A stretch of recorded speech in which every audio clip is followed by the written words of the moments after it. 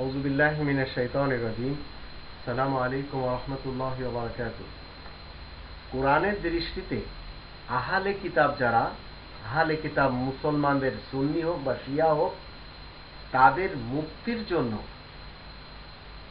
যে গ্রন্থটি আল্লাহ দিয়েছেন, কোরআনের দৃষ্টিতে আমরা জানতে পারব সেই গ্রন্থটি মূলত কি কাজ করে, কি কথা বলে, আর কি ধরনের পয়গাম দেয়।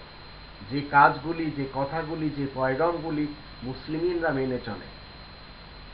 সর্বযুগের মুসলিমিনরা তারা ইচ্ছা করে মুসলমান সমাজের সুন্নি এবং শিয়া তারাও যেন এই কোরআনের উপরে সঠিকভাবে আসতে পারে, এর জন্য তারা চেষ্টা সাধনা করে।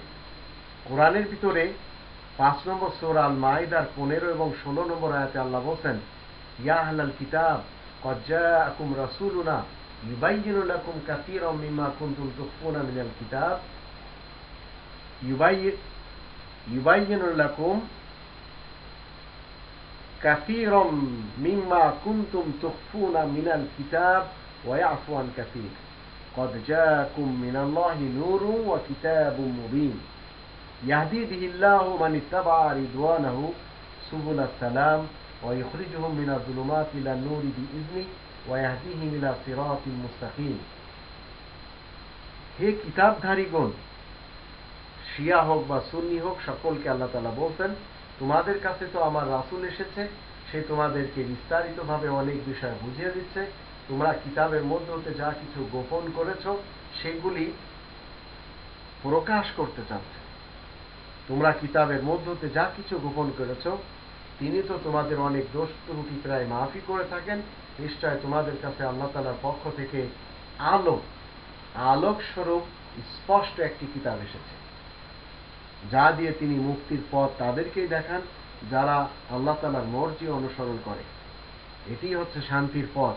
তিনি নিজের হুকুম মোতাবেক তাদেরকে অন্ধকার থেকে বের করে আলাদা পথে নিয়ে আসেন, তাদেরকে তিনি সরল সহজ পথের দিকে এগিয়ে নিয়ে যান। তবে আহলে কিতাবদের ইচ্ছা করতে হবে। যদি সুন্নি হযরত এবং শিয়া হযরত এরা যদি ইচ্ছা না করে, তাহলে এই কিতাব কোনোদিন তাদেরকে হিদায়াত করবে না। কারণ কিতাব যেভাবে মুসলিমিনদেরকে হিদায়াত করছে, এই কিতাব গোটা মানব সমাজকে হিদায়াত করতে চায়। গোটা মানব সমাজের মধ্যে যারা খ্রিস্টান, যারা ইহুদি, যারা হিন্দু, যারা বৌদ্ধ এবং যারা কমিউনিস্ট, সোশ্যালিস্ট এবং যারা অন্যান্য ধর্মের, এমনকি যারা মুসলমান সমাজের শিয়া এবং সুন্নি, এদের সকলকে হিদায়াত করতে চায়।